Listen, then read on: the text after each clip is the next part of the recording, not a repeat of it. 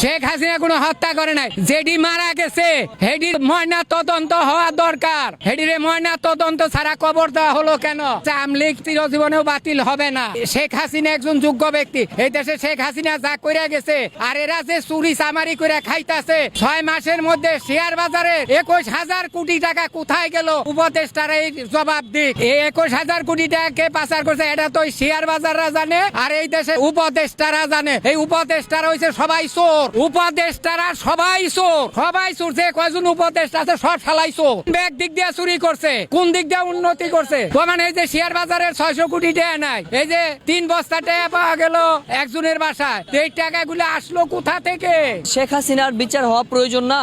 না, এই যে পদ্মা সেতু করে দিয়ে গেছে, ফ্লাইওভার করে দিয়েছে, মেট্রো রেল করে দিছে, হেঁটে উঠিয়ে উঠিয়ে এরা খাইতাছে। এই যে উপদেষ্টারা শেখ হাসিনা, হে আমলিগ যতদিন আছে হে সভাপতি থাকবে। হ্যাঁ, হে রাজনীতি করতে পারবে, পারবে না কেন পারবে না? এটা বলেন। উনি বাংলাদেশে আসবে, দেখেন না আসে না, না হে তো এই দেশেরই সন্তান না, হে ভারতের সন্তান। কেনা বলাইছে সেনাবাহিনীরা নিয়ে তারে এই দেশে রাইকে আইছে, হে তার পলিয়া যায় নাই, তারে প্লেন দিয়ে নিয়ে সেনাবাহিনীরা উড়িয়ে দিয়ে রাখছে। কথা বুঝছে? হে পলিয়া যায় নাই, তারে সেনাবাহিনীরা তাদের হেলিকপ্টার দিয়ে যত্ন করে থুই আইছে।